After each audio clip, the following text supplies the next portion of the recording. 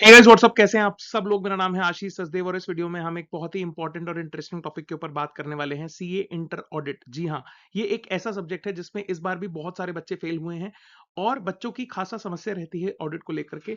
तो इस वीडियो में मैं आपको बताने वाला हूं कि किस तरीके से आप अपने जनवरी 2026 वाले अटेम्प्ट के लिए ऑडिट को एस कर सकते हैं, उसकी तैयारी कर सकते हैं, प्रिपरेशन कर सकते हैं मेरे यानी आशीष सचदेव के साथ। इस वीडियो को अंत तक पूरा देखिएगा और आगे बढ़ने से पहले मैं आप सब लोगों से एक गुजारिश, एक दरख्वास्त करना चाहता हूं कि प्लीज अगर आप चैनल पर नए हैं तो चैनल को सब्सक्राइब जरूर करें, वीडियो को लाइक करें, शेयर करें, ताकि मुझे अपनी बात बहुत सारे बच्चों तक पहुंचाने में मदद मिले, मैं आपकी मदद कर सकूं। Help me help you people.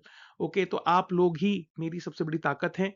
अगर आपको कंटेंट अच्छा लगता है, मैंने बहुत सारे वीडियोस सीए स्ट्रैटेजी के ऊपर डाले हैं अपने चैनल के ऊपर, आप जाकर के वो देख सकते हैं। एक लास्ट वीडियो मैंने डाला था about how why people fail in CA intermediate audit, उसको भी आप जरूर देखिएगा।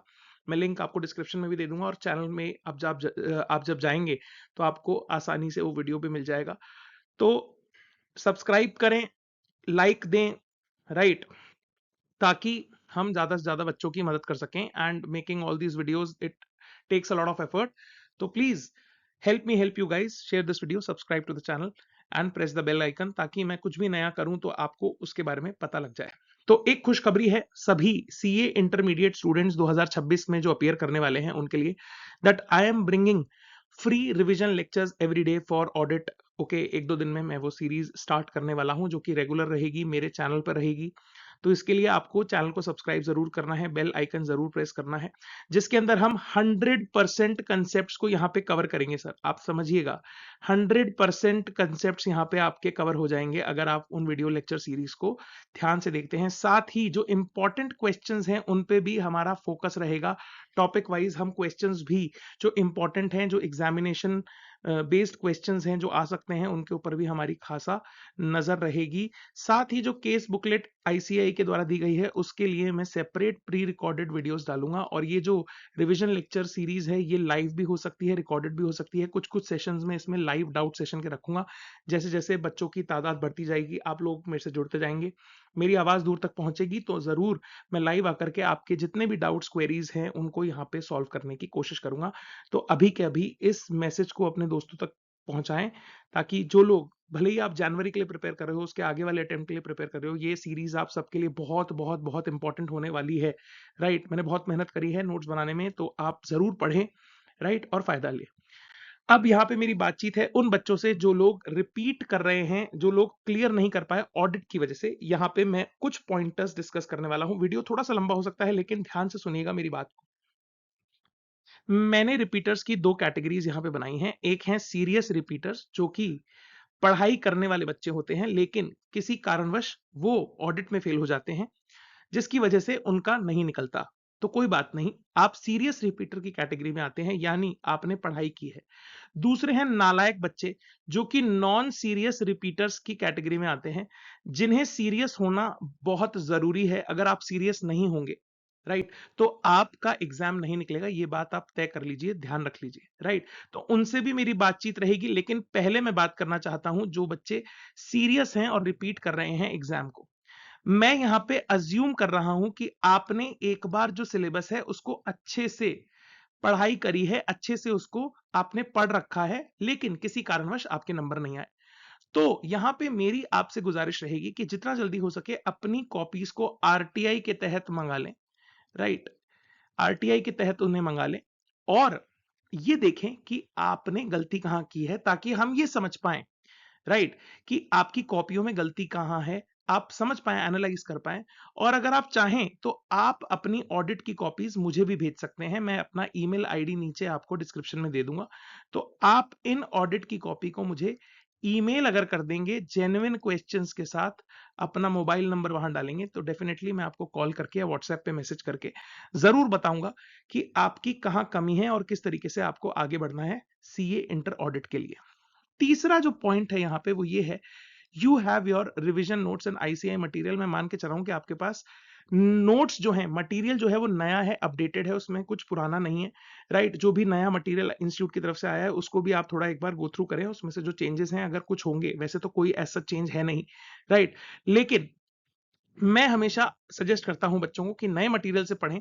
पुराने मटेरियल से जब आप पढ़ते हैं, अगर आपने ठीक से पढ़ाई की है तो ठीक बात है, लेकिन पुराने मटेरियल से अगर 1, 2, 3 अटेम्प्ट हो जाते हैं बच्चों को, तो बड़ा सा फ्रस्ट्रेटेड उनको फील होने लगता है। तो मैं कहता हूं कि आप नए मटेरियल से पढ़ लें, कोई दिक्कत नहीं है। यहां पे मैंने लिखा है 6 आरटीपी मॉडल टेस्ट पेपर जो इंस्टीट्यूट निकालता है और प्रीवियस ईयर क्वेश्चंस। ये सर वो दवाइयां हैं जो आपको जरूर लेनी है।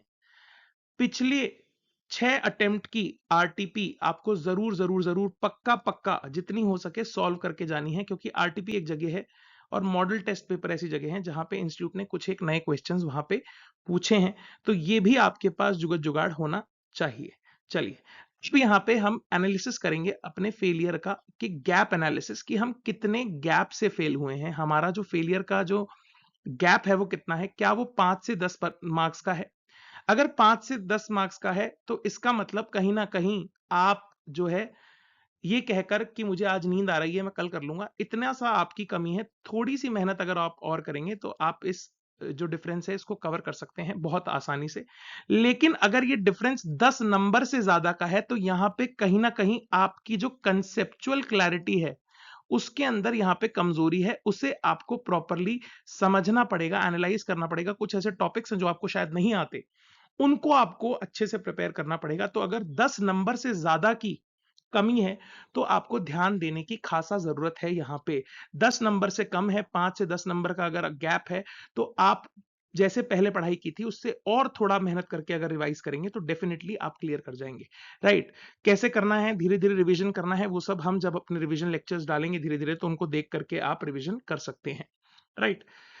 अब एक सवाल ये सभी रिपीटर्स को अपने आप से पूछना है कि आपने क्वेश्चन पेपर में कितने मार्क्स का आपने अटेम्प्ट किया था। अगर आपने 100 मार्क्स का अटेम्प्ट नहीं किया था तो आधी से ज्यादा गलती तो आपकी वहीं हो गई। कुछ बच्चे बोलते हैं सर हमने 70 नंबर का अटेम्प्ट किया था, कुछ बोलते हैं 60 नंबर का अटेम्प्ट किया था, कुछ बोलते हैं 80 नंबर का अटेम्प्ट किया था। तो यहां पे 20 नंबर कम, यहां पे 40 नंबर कम, यहां पे 30 नंबर कम। तो ऑलरेडी आप वो 30 नंबर छोड़ करके आ गए सर। अब आपका इवैल्यूएशन जो है वो 70 में से होगा और 70 में से 50% 35 नंबर आएंगे आपके। राइट? समझ में आ रहा है? और आप फिर फेल हो जाएंगे। राइट? तो इस तरीके का अगर गैप है तो इसे समझने की बहुत ज्यादा जरूरत है और खुद से ये वादा करने की जरूरत है इस पॉइंट ऑफ टाइम पे कि अब की बार जब मैं जनवरी में सीए इंटर ऑडिट की परीक्षा लिखूंगा तो उसका पेपर पूरा पूरा पक्का पक्का 100% ही सॉल्व करके आऊंगा। ये आपको बात ध्यान देने वाली है, इसको आप लिख लीजिए। ठीक है? और ये मैं केवल ऑडिट सब्जेक्ट के लिए नहीं कह रहा, सभी सब्जेक्ट के लिए कह रहा हूं।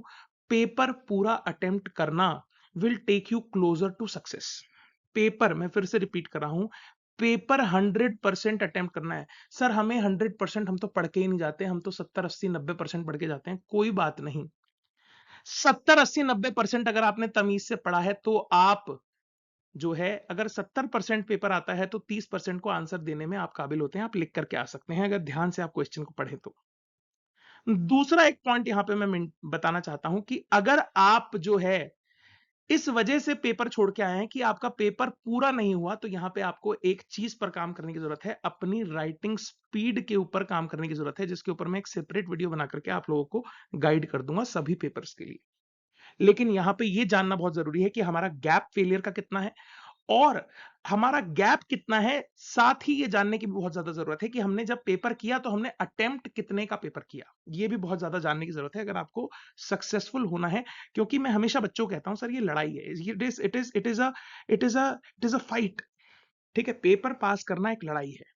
समझ कितना आता है वो अलग चीज है, कंसेप्चुअल अंडरस्टैंडिंग वो सब अलग चीज है, आप चार्टर्ड अकाउंटेंट बनेंगे वो सब वो अलग बातें हैं। लेकिन पेपर को क्लियर करना सबसे महत्वपूर्ण और सबसे इंपॉर्टेंट है। ये एक टैक्टिक है। ठीक है? इसको आप समझिए, this is like a war like game.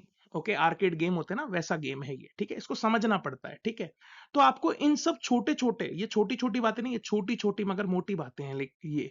Right? इन पे खासा ध्यान देने की आपको जरूरत है। राइट? उसके बाद सभी बच्चों को एबीसी एनालिसिस पता होना चाहिए सिलेबस का, कि भैया मेरे को, हर इंसान का एबीसी एनालिसिस अलग है, कि मुझे ना इस चैप्टर के अंदर ये टॉपिक बहुत आसान लगते हैं, ये ए कैटेगरी में आते हैं मेरे लिए। अगर मुझसे अभी भी कोई पेपर दिलवा ले ऑडिट का तो मैं ये ए कैटेगरी वाले जो टॉपिक्स हैं उनको फटाक से लिख दूंगा। ये हैं ए कैटेगरी वाले टॉपिक। सी कैटेगरी के ऐसे टॉपिक्स हैं आपके लिए इंस्टीट्यूट के लिए क्या एबीसी है उसको छोड़ो, अपना एबीसी एनालिसिस बनाइए, ठीक है। आपके लिए जो सी कैटेगरी के हैं उसमें आपको दिक्कत होती है साहब। क्या दिक्कत होती है उसमें? उसमें दिक्कत ये होती है कि आप उन टॉपिक्स को बार बार पढ़ते हैं, कई बार तो छोड़ देते हैं। कुछ ऐसे टॉपिक जो आपने छोड़ रखे हैं, कुछ ऐसे टॉपिक जो आपको समझ में ही नहीं आते, वो सी कैटेगरी में फॉल करते हैं। और बी कैटेगरी में जो इन दोनों के बीच में है, कुछ कुछ आते हैं, एक बार पढ़ लिया तो शायद आप अटेम्प्ट कर पाए, वो बी कैटेगरी के टॉपिक्स हैं। तो आपको करना क्या है? सी कैटेगरी के टॉपिक्स को बनाना है बी कैटेगरी का, ये कोशिश करनी है सबसे पहले। और बी कैटेगरी के टॉपिक्स को बनाना है ए कैटेगरी का, ताकि हम ज्यादा से ज्यादा अच्छे से पेपर अटेम्प्ट कर पाए, यही हमारा ऑब्जेक्टिव होना चाहिए। उसके बाद मैंने यहां पे लिखा है फ्लिप द बुक, यानी अभी तक हमारा जो तरीका था वो ये था कि हम कंसेप्ट्स पे बहुत ज्यादा फोकस करते थे। मैं कहूंगा साथ ही अब क्वेश्चन आंसर्स और कंसेप्ट को पढ़ना शुरू करें। Question answer should be the first priority, क्योंकि आपको समझ आना चाहिए कि इंस्टीट्यूट पूछना क्या चाहता है उस टॉपिक में से जो टॉपिक आप पढ़ रहे हैं सर। तो समझिए इस चीज को, अपनी तैयारी को आप पलट दीजिए। फ्लिप द बुक इसे मैं कहता हूं, यानी अब आपको समझना है कि इंस्टीट्यूट चाहता क्या है आपसे। क्वेश्चन आंसर फॉर्मेट पे अपनी पढ़ाई को लेकर के आना है, और एक सिंक्रोनाइजेशन, एक सिंक बनाना है between question answers and concepts. Then getting into the zone, this is very very important, पढ़ाई के जोन में आना, बिकॉज पढ़ना एक आदत है, धीरे धीरे लगती है। 2 महीने से पिछले आप पढ़ाई नहीं कर रहे, 1 1.5 महीना जो भी आपका रिजल्ट एग्जाम के बाद का जो भी टाइम था उससे, तो अब धीरे धीरे आपको आदत लगानी शुरू करनी पड़ेगी। और ये आदत ऐसी लगनी चाहिए कि दिन के आप करीब 12 से 14 घंटे इफेक्टिव स्टडी कर रहे हैं। कुछ नहीं करना, ईट स्लीप स्टडी रिपीट, ईट स्टडी स्लीप रिपीट, ईट स्टडी स्लीप रिपीट, यही करना है। खाना है, सोना है, पढ़ना है, सोना है, खाना है, पढ़ना है, सोना है, वापस से यही करना है, बस एक गोल होना चाहिए, राइट। जोन में आने के लिए केस सिनेरियो जो एमसीक्यू बुकलेट है इंस्टीट्यूट की, मुझे लगता है कि वो एक अच्छा ऑप्शन है, क्योंकि जब आप उसे पढ़ते हैं तो आपको ऑडिट की एक हवाई यात्रा होती है, आपको पता लगता है टॉपिक्स कौन कौन से हैं, आपका एक ब्रशअप हो जाता है। ठीक है, ये उन बच्चों के लिए मुझे मैं कह रहा हूं जो दूसरी बार परीक्षा देंगे, तीसरी बार परीक्षा देंगे, जो किसी कारणवश नहीं निकल पाए हैं ऑडिट में। ओके, कुछ लोग कहते हैं कि एमसीक्यू बुकलेट को सबसे लास्ट में पढ़ना चाहिए जब पूरा सिलेबस हो जाए, लेकिन क्योंकि आपने ऑलरेडी सिलेबस पढ़ा हुआ है तो मेरे हिसाब से आपको एक दफा जा करके क्विक रीडिंग करनी चाहिए, ताकि आप जोन में एंटर कर सकें पढ़ाई के, आप उस माहौल में वापस आ सकें उन केस स्टडीज को पढ़ के कि ये टॉपिक्स होते हैं, और ये जो टॉपिक्स हैं इनमें से कुछ ऐसे टॉपिक्स हैं जो आपको आपके दिमाग वहां पे सिग्नल करना शुरू कर देगा कि भैया ये टॉपिक्स तेरे ढीले हैं, इनको कस ले, टाइम आ गया, राइट। उसके बाद अब मेरी बातचीत नॉन सीरियस रिपीटर्स से, जिन्होंने पढ़ाई पहले भी नहीं की थी।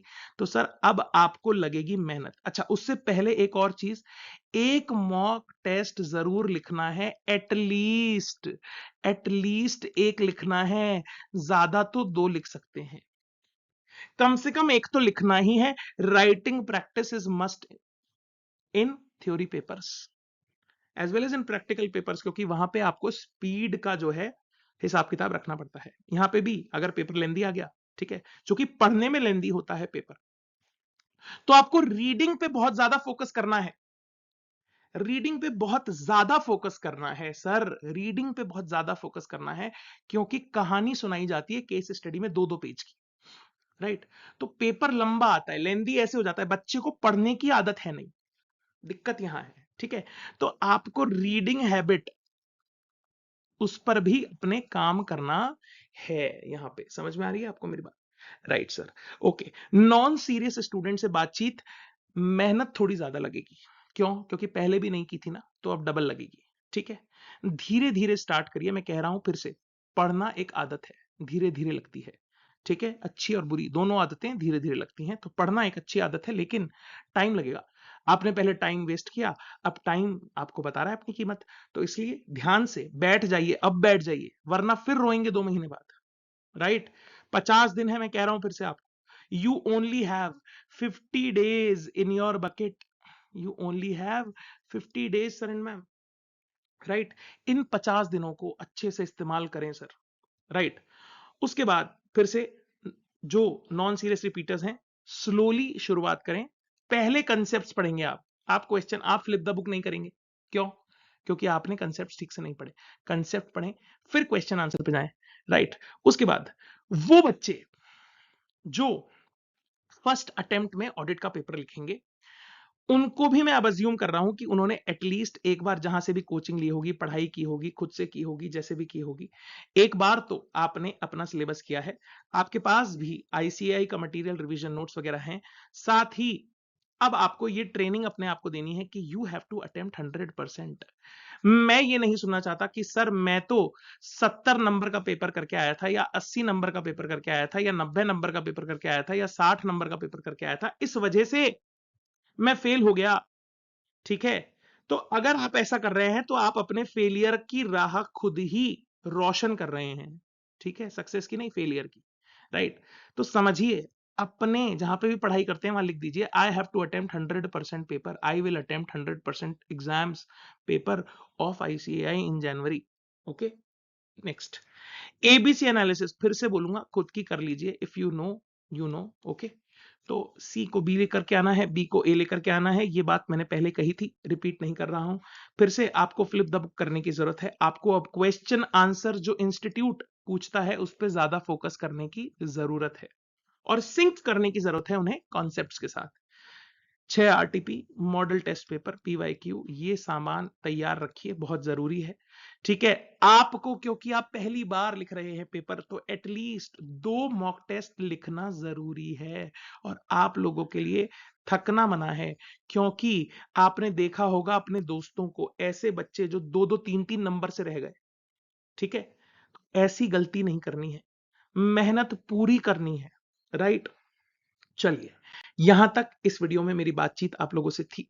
बहुत बहुत धन्यवाद। अगर आप यहां तक वीडियो में बने हैं, प्लीज चैनल को सब्सक्राइब करिए, वीडियो को जरूर शेयर करिए अपने हर उस दोस्त के साथ जो सीरियसली इस एग्जाम में क्लियर करना चाहता है।